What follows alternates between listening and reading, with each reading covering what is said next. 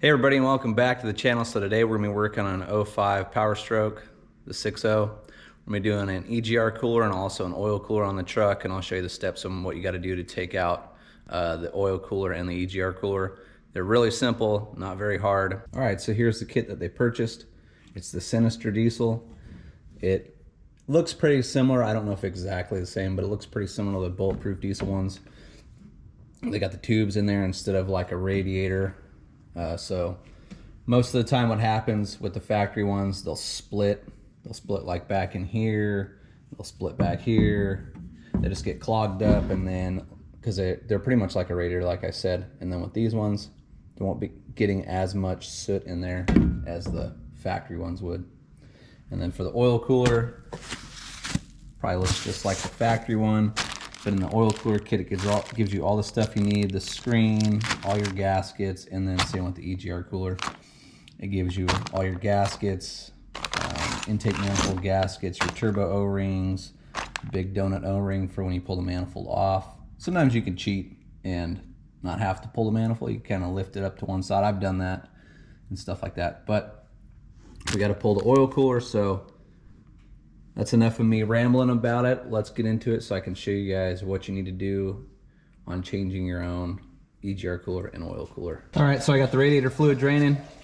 Just make sure you open up your degas bottle, and then what we'll start doing is I'm doing these lines here, getting the alternator and all that taken care of, getting all the power supply off that. We got to pull this so we can get to the tensioner, get the belt off, and then this thing is always a pain. It's always in the way.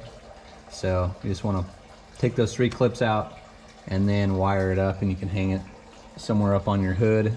They're just always in the way. I hate that thing.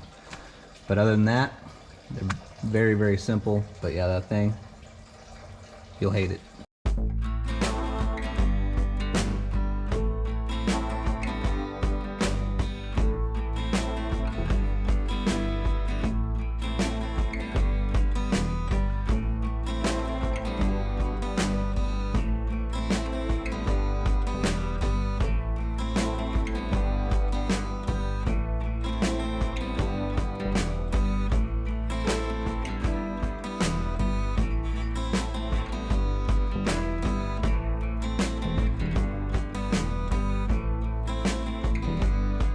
All right, for your charge pipes, you're gonna need an 11 millimeter to take the V-band clamps off, or the band clamps off. And then you could use either a flathead or 8 millimeter to pull your hose clamps off of the intake. And then these ones, I believe they're a 10 millimeter, I'm not positive, but I think they're a 10. And then for your intake manifold bolts, they're all 10 millimeter. And these ones for your alternator are 13. And then what else? Oh, and then you got to take off your oil filter housing because your oil or your fuel filter is in the way. You can't just pull it straight out.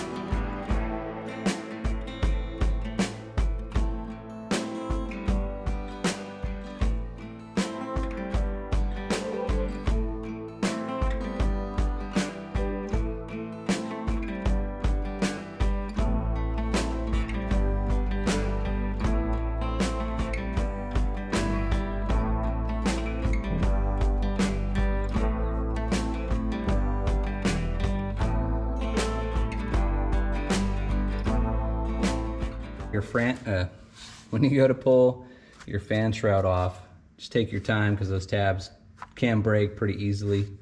So just take your time, work your way down, pop it off, and then your tensioner is right there. And so yeah, we'll just pop the belt off, and then we'll get this alternator out of the way. We'll finish unplugging stuff. We'll get the EGR valve unplugged. We got to go through and unplug some other stuff, so like the Fick them. Luckily we don't have to remove that, which they're not that bad. But yeah, that thing, like I said earlier, you're gonna hate it, especially when it comes time to pull the turbo.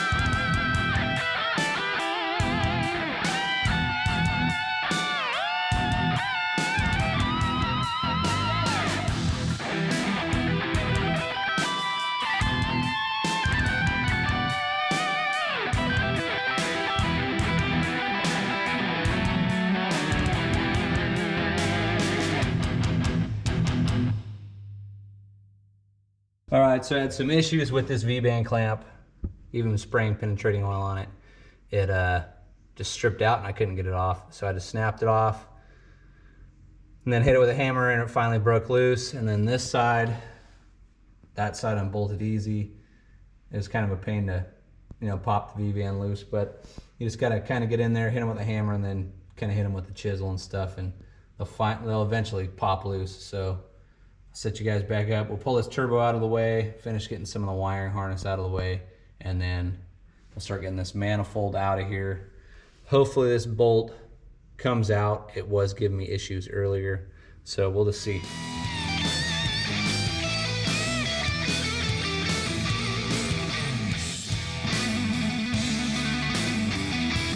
All right, let me grab this light. You guys will see how much coolant went into this downpipe. So, yeah, there you go right there. There's water just sitting right there. So this thing's been having issues for a little while with consuming coolant. So, yeah, just got to pull some more stuff out of the way. And this thing's missing a turbo perch bolt. Most of the time they're missing a bolt right here on the turbo. A few trucks I've done, this one will be missing. So it's pretty weird the turbo perch bolt's missing. But yeah, let's move on to the next thing and we'll get this manifold out of here.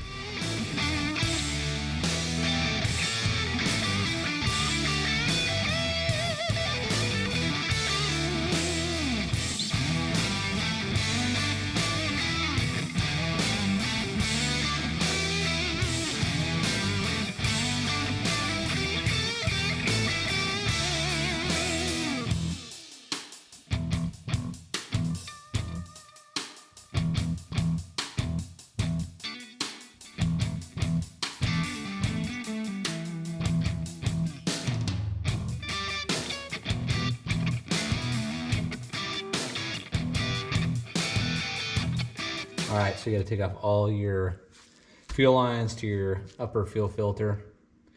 And then there's 3 bolts that are down here on this oil filter we gotta pull out.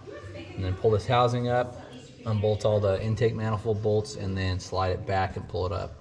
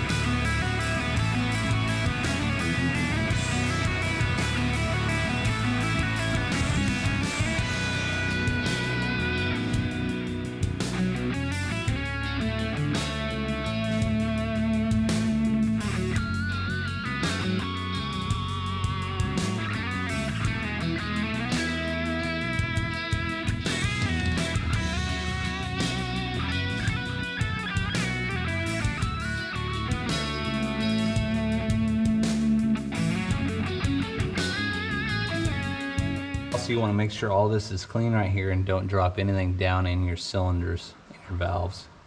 So let's clean it out, kind of vacuum it up slowly so you don't drop anything in there. And then we'll get this thing out of the way.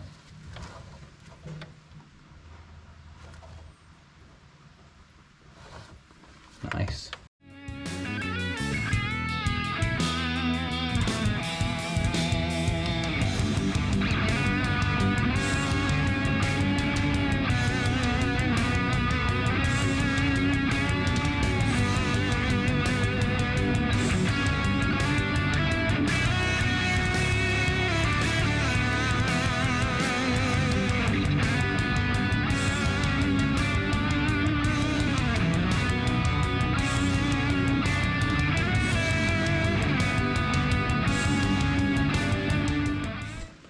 All right, so the oil cooler's out, and it is a messy job because once you pull it out, all that oil that sits in there start running down the back of the block. So just be prepared to make a little bit of a mess, and then just make sure you get everything clean. Nothing falls down any of these holes or anything like that. And then we got to get all the oil out of there. There's a screen down in there. Most of the time, the truck's never been touched.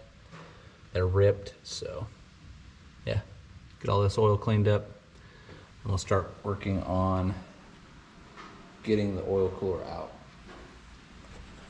All right, so we got all the oil out of there, cleaned everything up, and you guys can see this screen is completely clogged and it has started to fall through. So it is good thing they changed the oil cooler, because that right there is not good for your motor.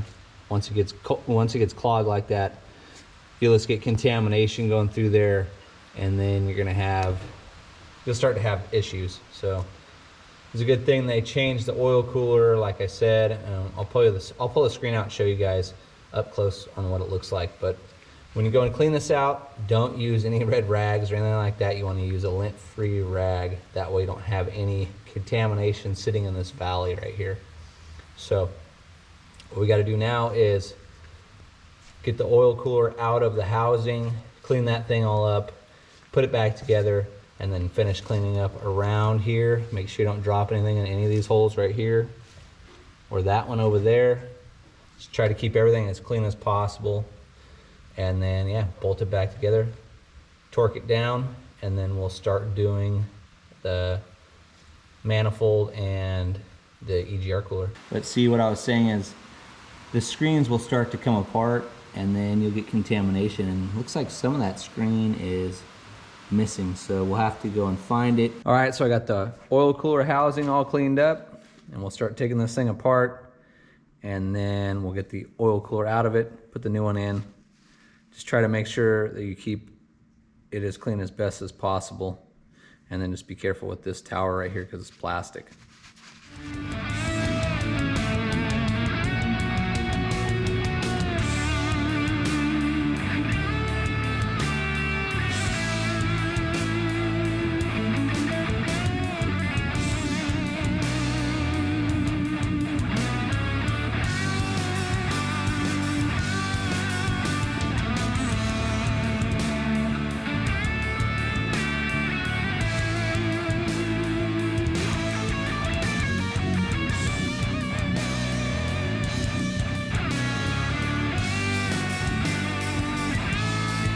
All right, so since that housing is cracked, it's the next day, so I got this new one in from the Ford dealership.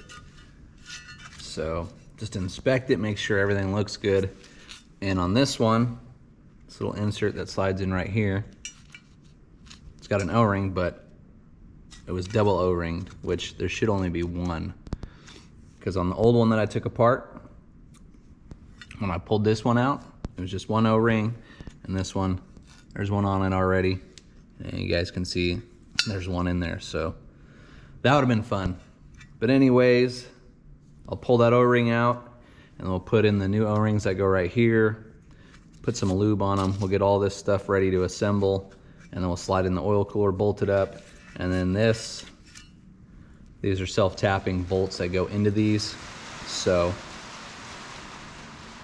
yeah, that's it. We'll just get it assembled, and then we'll start putting it back together, get it ready to go back in the truck, put the new screen in that sits in that valley. And yeah, so I'll do a time lapse, we'll speed it up, and then we'll get it thrown in the truck.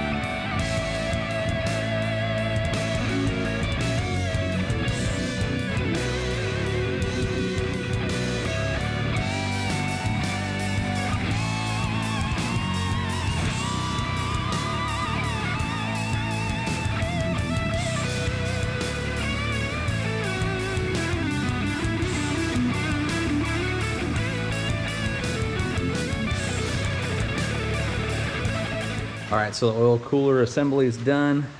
And if you have to get a new lower housing, these are all self-tappers.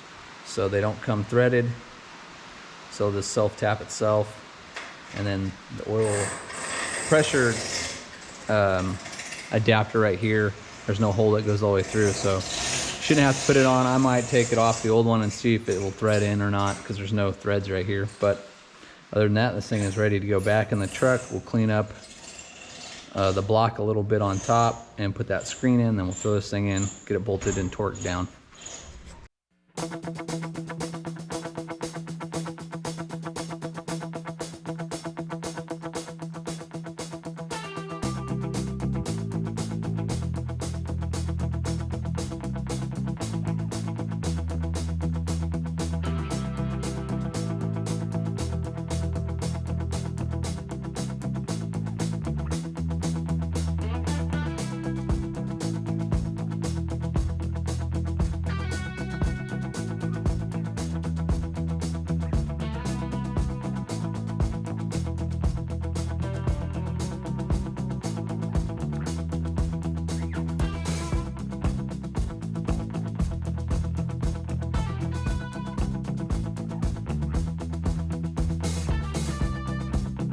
throw the EGR cooler in there. Remember to put your little hose on that they give you to the oil cooler, the EGR cooler, and then also we got to put the gasket in, exhaust gasket for the EGR cooler back there, and then we'll slip it in, and then we'll try to get this manifold and everything all in there, and then get that thing buttoned up.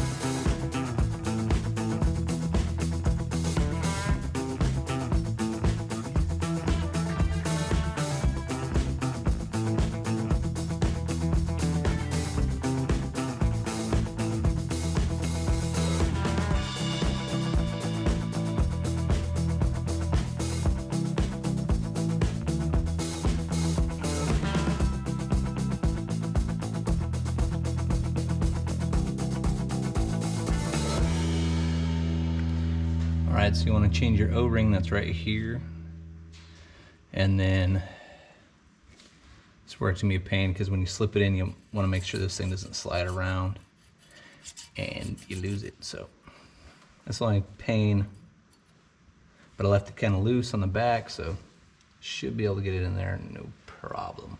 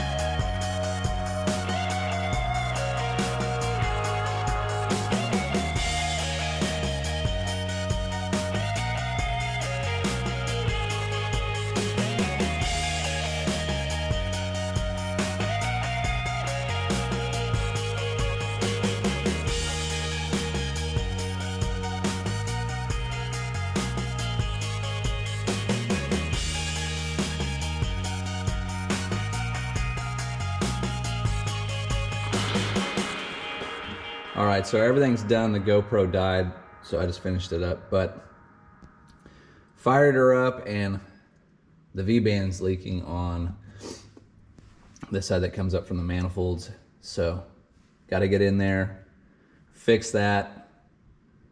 It's a pain when this happens, but you don't want no boost leaks. So I'll get that thing fixed and then we'll take this thing for a quick test drive.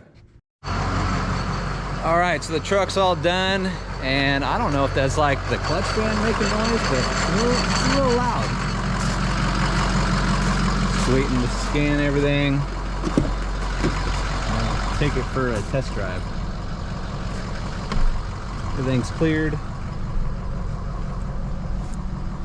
So yeah, we'll take this thing for a quick rip. All right, so we're cruising.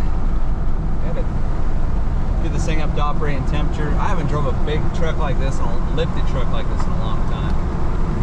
Feels kind of funky. My truck's definitely not as tall as this one, but yeah, the temperature gauge has not came up yet, so hopefully it's working, because some of the gauges aren't working. That'd be shitty. But yeah, let's take it for a quick rip.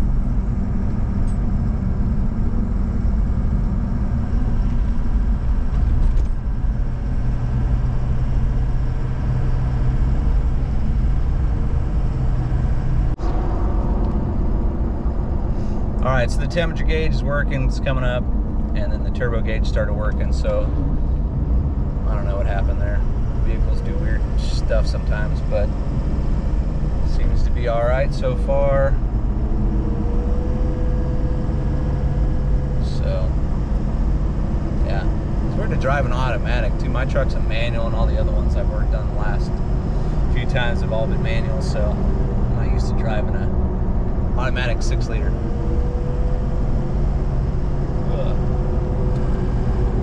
Yeah, we'll go through all the whoop-dees. This big old lifted truck.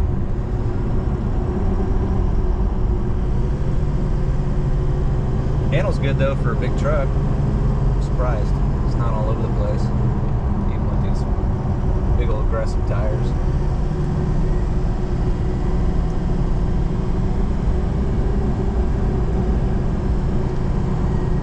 So I'll pull over up here and we'll take a look, make sure we ain't got no leaks, something like that. Hopefully not. That way we can go back home and maybe get back to working on the Mustang.